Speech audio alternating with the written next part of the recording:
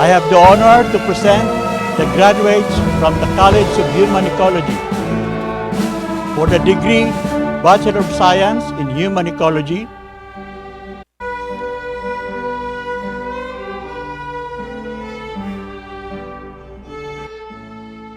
Rosanne May Precious M. Arsolon, Jaisel G. Castillo, Carusel May A. Divilla, Leon Lorenzo M. Espinilla, Danica May V. Iluceno, Jenelyn B. Javier, Sanika Luis O. Lee, Mel L. Loloquisen, Felicia Yvonne P. Maturan, Micaela Altima I. Ogalde, Alexandra R. Alabastro, Jai Anjeri B. Bulalin, Ezekiel A. Kalinagan, Dick D.P. Del Rosario, Maria Eloisa Beatriz I. Encinas, Mary Louise N. Escobar, Daniel P. Estrellado, Shannon Kristen L. Fuentes, Rose Ann A. Lubaton, Aliana Maxine M. Malbar, Princess Dea Mariano, Hil Gabriel B. Nunag, Andrea Luis C. Ocampo, Beatriz Alexandra C. Piolo, Ralph Adrian P. San Miguel, Sean Michael L. Tan, Patricia Erica G. Tubig, Mark Romel P. Oriquia, Anthony B. Villanueva Jr., Kathleen Faye J. De Guzman, cum laude, recipient of the CHE Faculty Medal for Academic Excellence. For the degree Bachelor of Science in Nutrition,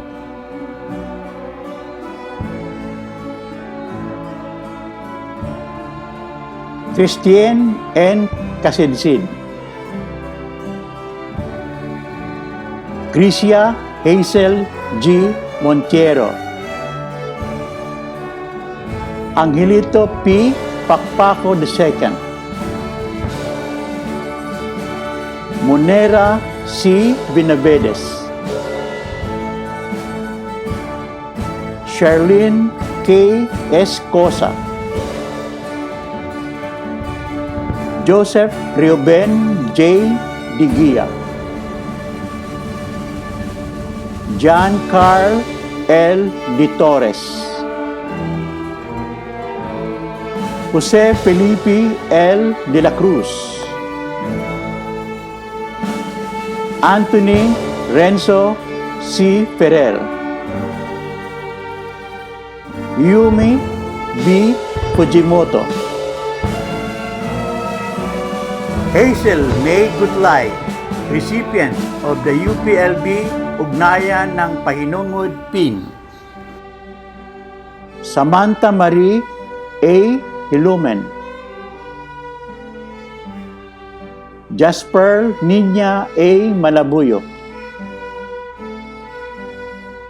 Maria Alaysa Matangat, Clarice Ann O. Mojica, Madeline D.L. Montevirgen, Joshua Morris R. Santos, Jake Andrew V. Torrio, Ken Mellard C. Balitaan,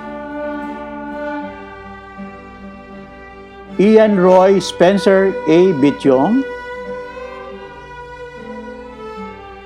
Jaino C. Bongon, Glenford E. De La Paz, Diana May L. Halim, Maria Norina F. Calao, Ira Venus S. Lapitan, Jeffrey P. Maitem, Denzel M. Palaganas, Regine Summer T. Salvo, Clarice V. Sapon, Abigail S. Sarmiento, Josepe F. Vasquez, Maria Aliana Nicole M. Sapanta.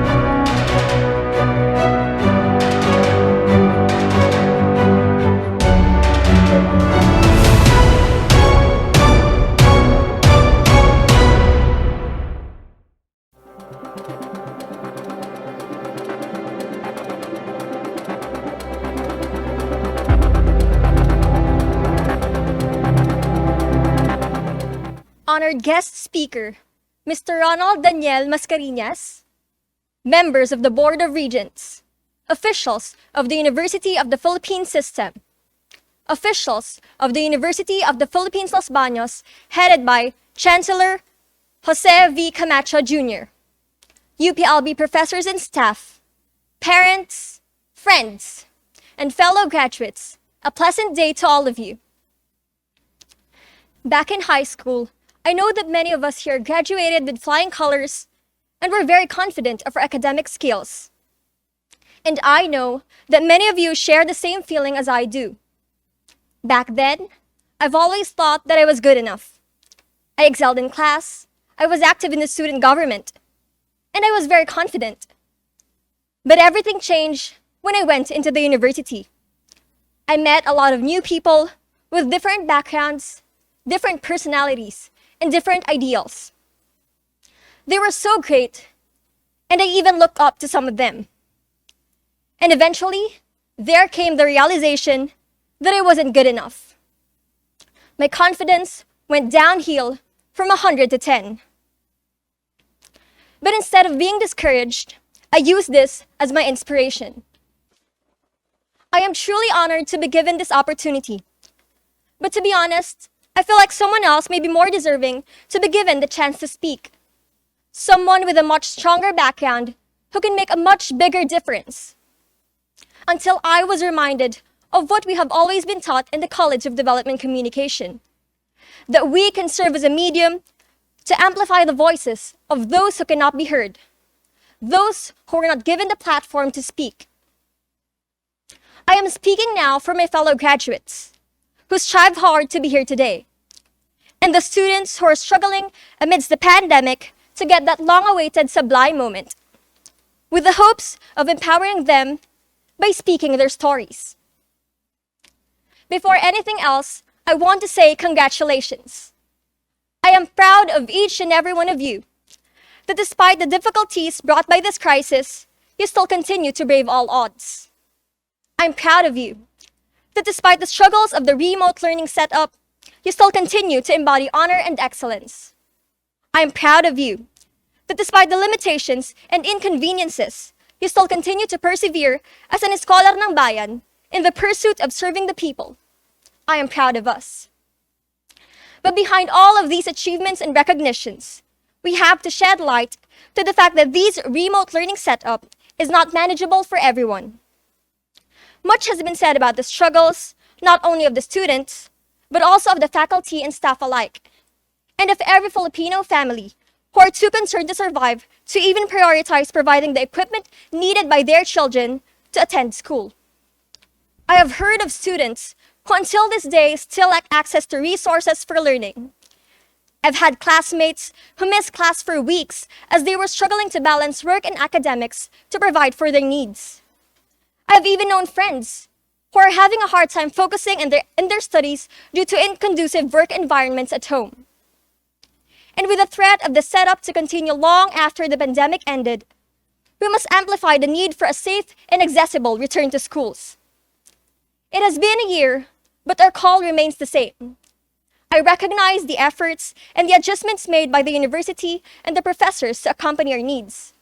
Still, I am with you in advocating for a ligtas na balik eskwela. This call does not only aim to address the prevalent inconveniences of the remote learning setup, but it is also geared towards letting the younger batches experience the LB student life that we came to love and cherish. The fun and adrenaline of running from one building to another to attend class. Arriving late for a quiz because your previous class was in Copeland. Climbing up the long flight of stairs just to visit the UHS. And of course, sharing these moments of struggles and wins with your friends. As graduates, let us stand in solidarity with the students who are still striving to get that sablay. Moving forward, I would like to leave you 3 important reminders as we begin our journey beyond the walls of the university. First, be proactive. There is no doubt that the pandemic has changed the way we live, learn, communicate, and work. It is important to keep in mind that these changing times provide us an opportunity to develop innovative and agile adaptation approaches. We must continuously rethink the ways in how we can better serve the people. Second, be hopeful. Being here today has proven how hard work and determination allowed us to triumph against life's adversities. We all face different challenges that will test our zeal and resilience. We will encounter failures, but we must not be defeated. Instead, we can use these defeats as our anchors to persevere. And finally, be kind, not only in deed, but also in words. Words are the most powerful force available to humanity. We can choose to use this force positively with words of encouragement, or destructively using words of hopelessness. All of us has been through a lot, and some of us may be still going through a difficult time. Always speak and act in kindness, as we may never know how our actions and words would impact others. May we all carry these reminders as we fulfill our commitment to serving the Filipino nation and humanity with compassion and integrity. Fellow graduates, more than our acts of service inside a university, I hope that we can push forth this shared responsibility of empowering others towards a progressive and self-sufficient society. I enjoin you, UPLB graduates of 2021, to become the new torch bearers as we brave across this pandemic. Once again, congratulations! Padayon mga kapwa ko scholar, lagit lagi para sa bayan.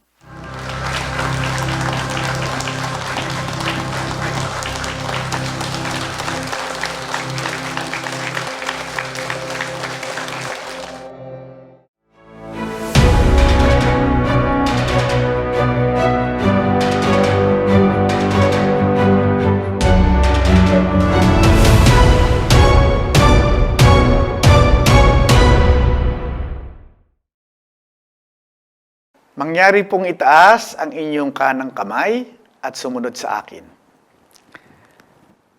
Tapat akong sumusumpa bilang isang nakapagtapos sa Universidad ng Pilipinas nasisikapin kong maging karapat-dapat sa karangalan ng pamantayan at kahusayan ng aking universidad. na isasaloob ang mga bagay na mag-aakit sa aking kaisipan at pagkatao at mamamalaging nasa panig ng batas, kalayaan at katarungan. Alang-alang lahat sa paglilingkod sa bayan at sa sangkatauhan.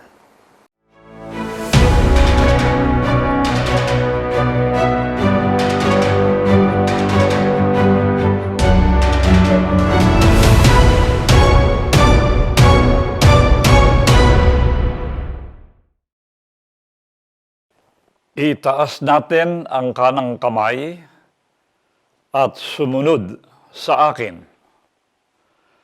Taos puso akong nanunumpa Na isa sa kutuparan ko ng buong husay at katapatan at walang pag-iimbot ang mga tungkuling nakaatang sa akin.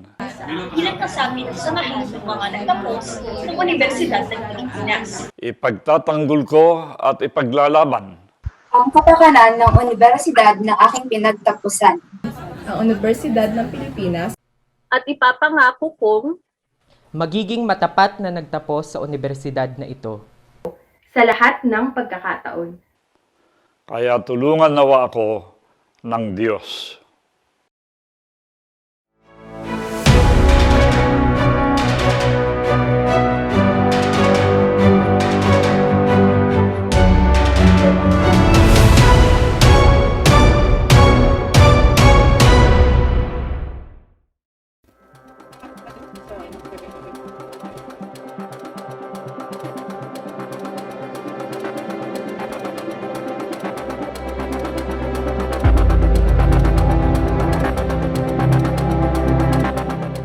Pagtanggap sa UPLB Alumni Association ng mga nagsipagtapos, taos puso akong nanunumpa na isasakatuparan ko ng buong husay at katapatan ang mga tungkuling nakaatang sa akin Bilang kasapi ng samahan ng mga nagtapos sa Universidad ng Pilipinas, Los Baños. Ipagtatanggol ko at ipaglalaban ang kapakanan ng universidad na aking pinagtapusan. At ipapangako kong magiging matapat na kasapi ng samahang ito. Sa lahat ng pagkakataon, kaya tulungan ako ng Diyos.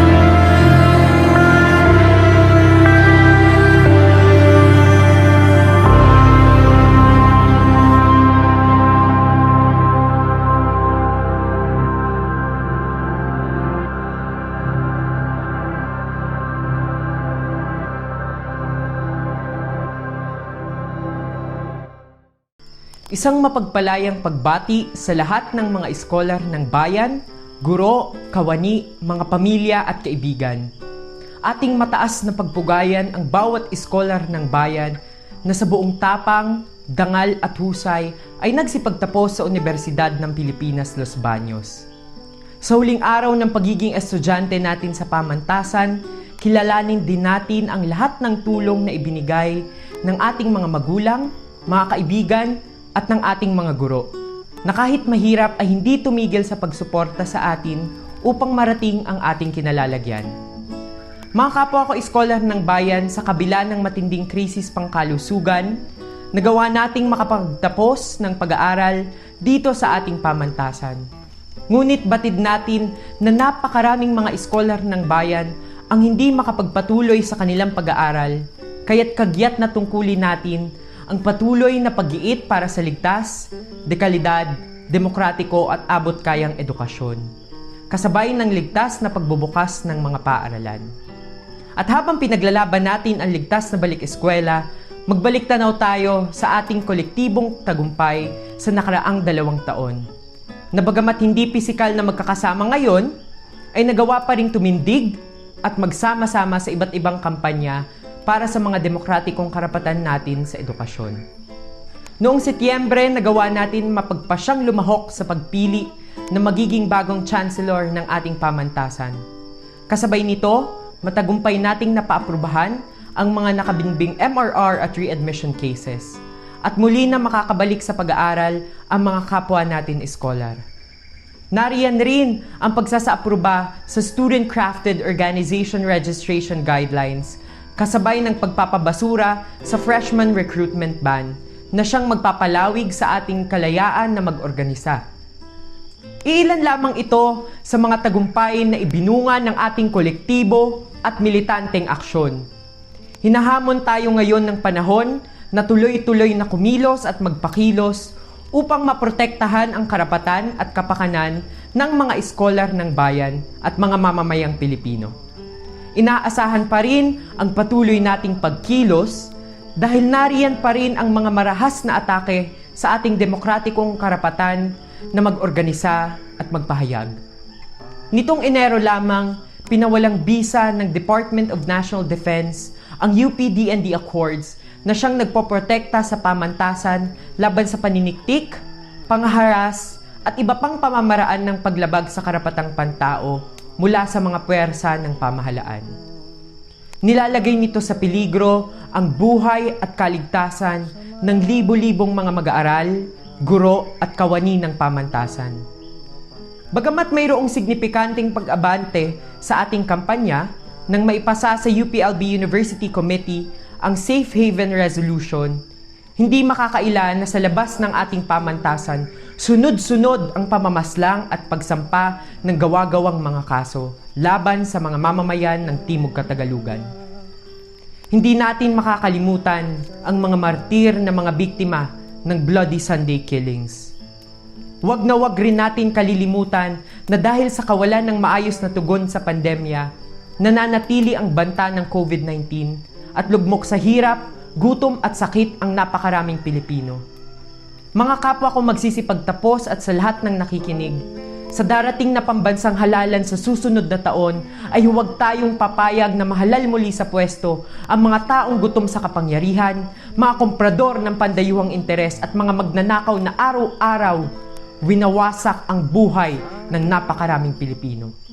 At sa mga panahong nagsimula ng angkinin muli ng mga mamamayan ang lansangan, patuloy tayong titindig upang isulong ang pambansa, siyentipiko at makamasang edukasyon para sa nakararami. Gawin nating inspirasyon ang inialay na buhay ni Rona Jane Manalo, Carlo Alberto, Mark Velasco, Ian Maderazo, Rizalina Ilagan, Jessica Sales at iba pang bayani ng sambayanan. Mga iskolar ng bayan, tumungo sa kanayunan, paglingkuran ang sambayanan. Iskolar ng bayan! Ngayon ay lumalaban! Ngayon ay lumalaban! Iskolar ng bayan! Na malayang bukas ay tiyak na matutupad. pa.